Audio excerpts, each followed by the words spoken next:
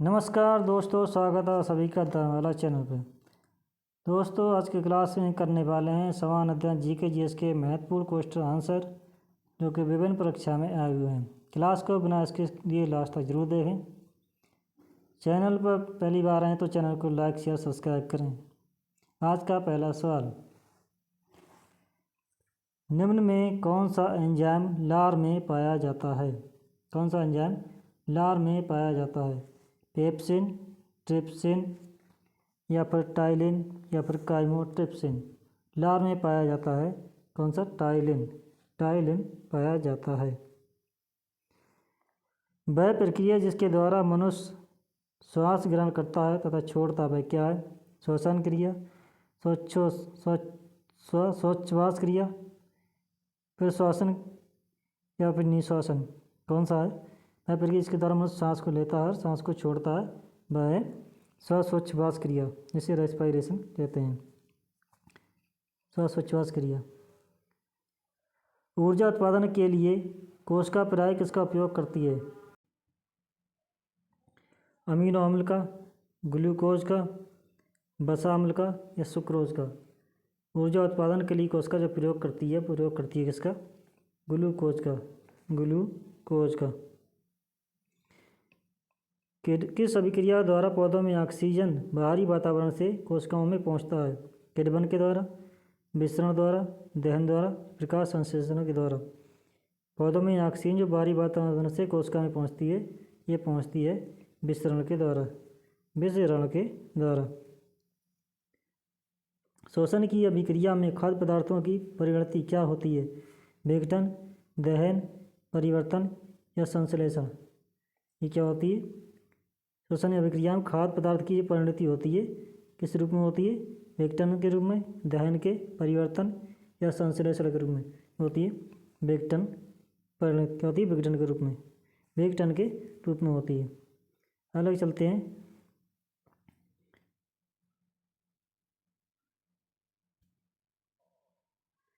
Question number physics में question number 6, समतल दर्पण द्वारा बना प्रतिबिंब होता है सदैव कैसा होता है? आभासी और उल्टा, वास्तविक और सीधा, सीधा और आभासी या वास्तविक। यह हमेशा होता है कैसा? सीधा और आभासी। सीधा और आभासी होता है समतल दर्पण द्वारा बना प्रतिबिंब। आँख में प्रवेश करने वाले प्रकाश की मात्रा को नियंत्रित करता है कौन? परितारिका, पुतली, लेंस या पक्षमाभी पेशियाँ। प्रवेश करने वाले प्रकाश तंत्र की मात्रा को नियंत्रित करता है, ये करता है परितारिका। परितारिका। सूर्योदय और सूर्यास्त के समय सूर्य का गोल दिखाई देना कैसा दिखता है? गोलाकार, घनाकार, अंडाकार या चपटा। सूर्योदय सूर्यास्त के समय जो दिखता है ये सूर्य कैसा दिखता है? सूर्य गोल दिखता है कैसा? ये दिखता है चपटा, पूरा गोल नहीं होता, ऐसा दिखता है चपटा, गोल चपटा। यह है क्वेश्चन नंबर 9, यदि दर्पण में बना प्रतिबिंब हमेशा सीधा आकार में वस्तु के बराबर तो दर्पण कैसा होगा? अवतल, उत्तल, समतल या इनमें से कोई नहीं। तो दर्पण जो होगा समतल। ऐसा समतल दर्पण होगा।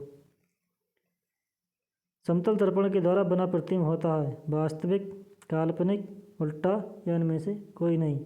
जो होता है कैसा प्रतिबिंब? ये होता है काल्पनिक प्रतिबिंब। काल्पनिक प्रतिबिंब होता है। नेक्स्ट चलते हैं। अगला क्वेश्चन नंबर फिर से 6 से स्टार्ट करेंगे। यह है सोडियम हाइड्रोक्साइड और हाइड्रोक्लोराइड अम्ल की अभिक्रिया से सोडियम क्लोराइड और जल बनते हैं। ये कौन सी अभिक्रिया है? सोडियम हाइड्रोक्साइड और हाइड्रोक्लोरिक अम्ल की अभिक्रिया से सोडियम क्लोराइड और जल दोनों बनते हैं। यह अभिक्रिया उदासीनीकरण है या विघटन की अभिक्रिया है या संयोजन की या अपक्षेपण की अभिक्रिया। यह अभिक्रिया जो है ये है उदासीनीकरण की अभिक्रिया। उदासीनीकरण की अभिक्रिया है। किस अभिक्रिया में भाग लेने वाले पदार्थ क्या कहलाते हैं? किसी अभिक्रिया में जो भाग लेने वाले पदार्थ होते हैं प्रतिफल या अपकारक या अभिकारक या अक्षीकारक क्या कहलाते हैं? ये कहलाते हैं अभिकारक। क्या कहलाते हैं? अभिकारक। श्वसन किस प्रकार की अभिक्रिया है? ऊष्मक्षेपीय अभिक्रिया, संयोजन अभिक्रिया, अपचयन अभिक्रिया या द्वि अपघटन अभिक्रिया। श्वसन ये है ऊष्माक्षेपी अभिक्रिया है। ऊष्माक्षेपी अभिक्रिया है। प्रबल अम्ल और दुर्बल क्षार से बने लवण का पीएच मान क्या है? 7 से अधिक, 7 से कम, 10 और 14 के बीच, 14 से कम। प्रबल अम्ल और दुर्बल क्षार से मिलकर जो बनेगा वो बनेगा कैसे? ये बनेगा 7 से कम पीएच वाला, ये प्रबल अम्ल है। क्षारकों को जल में घोलने पर क्या मुक्त होता है? OH आयन या H+ आयन या दोनों आयन या कोई नहीं। ये जो मुक्त होते हैं कौन से? ये मुक्त होते हैं OH आयन। क्षार को घोलने पर OH आयन मुक्त होते हैं। नेक्स्ट चलते हैं जियोग्राफी में। भूगोल पृथ्वी को केंद्र मानकर अध्ययन करने वाला विज्ञान है, ऐसा किसने कहा था? ऐसा किसने कहा था? क्या बारेनियस ने, टेलर ने, कांट ने या इनमें से कोई नहीं? ऐसा कहा था बारेनियस ने। किसने? बारेनियस ने। सौरमंडल के बारे में विश्व के समक्ष जानकारी प्रस्तुत करने का श्रेय किस सिद्धांत को है? कापरनिकस को, केपलर को, गैलीलियो को या इनमें से कोई नहीं? यह है कापरनिकस को।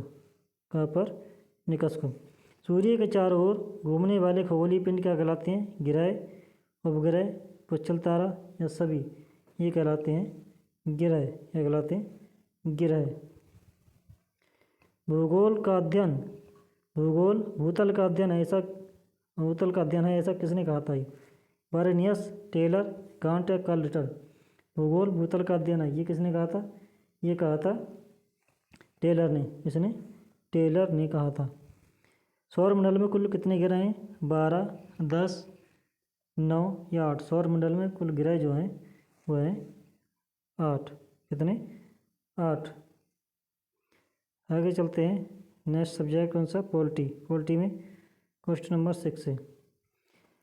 भारतीय जनता पार्टी का मुख्यालय कहाँ है? भारतीय जनता पार्टी का मुख्यालय कहाँ? नई दिल्ली, गुजरात, झारखंड या महाराष्ट्र? यह है नई दिल्ली। नई दिल्ली। नई दिल्ली। भारतीय जनता पार्टी का चिन्ह क्या है? घड़ी, लालटेन, हाथी या कमल? भारतीय जनता पार्टी का जो चिन्ह है वो है कमल। क्या है? कमल।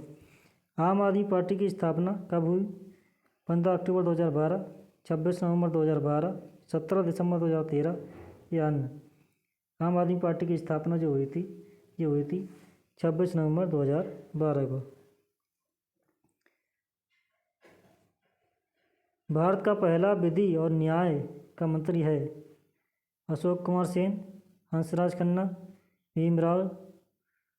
भीमरावजी अम्बेडकर या अन्य? कौन सा पहला विधि और न्याय मंत्री कौन था भारत का? वो थे कौन? भीमराव अम्बेडकर जी। भीमराव अम्बेडकर जी थे। लोकसभा का उम्मीदवार होने के लिए अल्पतम उम्र क्या है? 25 वर्ष, 30 वर्ष, 35 वर्ष या 18 वर्ष? लोकसभा के लिए मिनिमम एज क्या चाहिए? ये चाहिए 25 वर्ष। कितनी? 25 वर्ष। अगला सब्जेक्ट देखते हैं। अगला सब्जेक्ट फिर से इंडियन पॉलिटी आ गया। निम्न में से किस अधिनियम के द्वारा अंग्रेजों ने भारत में पहली बार सांप्रदायिक निर्वाचन व्यवस्था की शुरुआत की है? बताओ कब की थी?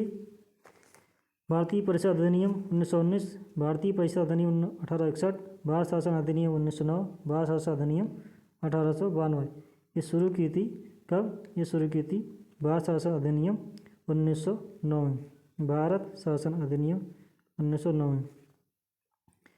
भारत शासन अधिनियम 1919 मुख्यतः किस पर आधारित था?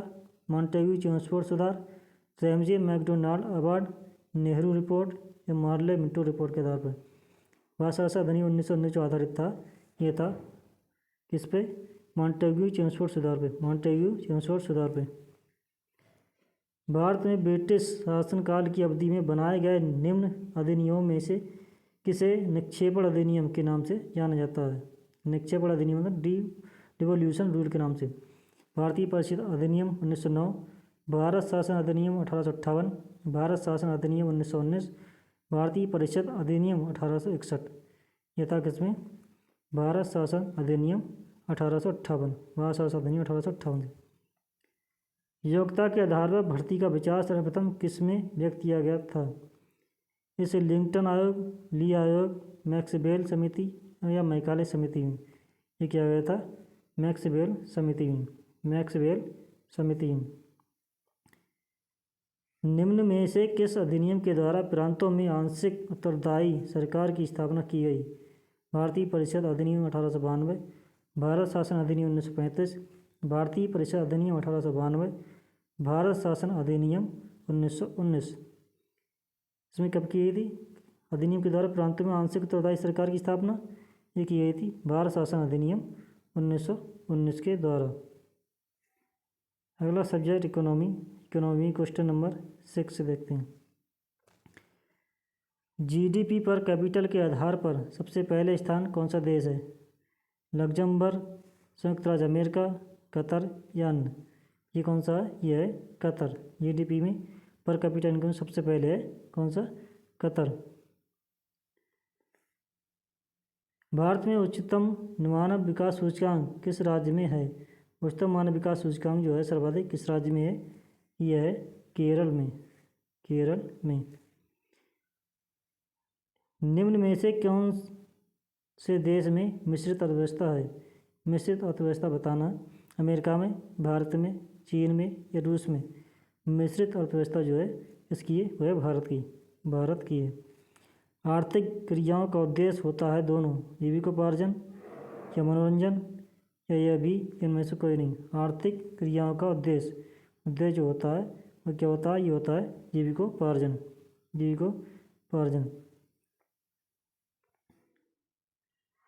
जनसंख्या वृद्धि से आर्थिक विकास की गति सामान्य रहती है या तीव्र हो जाती है या मंद हो जाती है या कुछ भी नहीं होती? क्या होती है ये क्या होती है? जनसंख्या वृद्धि से आर्थिक विकास क्या होता है? मंद हो जाती है। अगला सब्जेक्ट देखते हैं